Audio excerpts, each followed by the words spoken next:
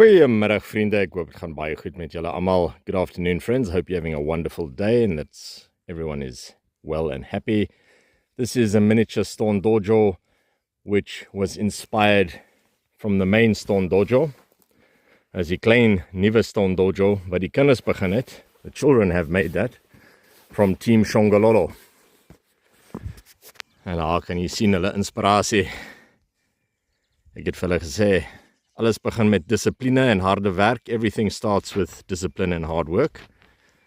Solank jy net begin, kan jy enige iets bereik wat jy wil doen. Solank jy net nie opgee nie. As long as you believe in yourself and you begin, you can achieve anything you set your mind to. And this is a beautiful example of it right there, where the children are learning. Every single stone that is placed at the dojo, even the small one, is a promise. En vir elke klippe daar geblaas word by die klein dojo of die groote, dit is 'n belofte om te sê, ek gaan oefen, ek gaan myself verbeter, ek gaan sterker raak, ek gaan beter raak, ek gaan nie opgee nie. I'm going to get stronger, better, and I will not give up. That's what each rock symbolizes. It's great to see all the young children learning this.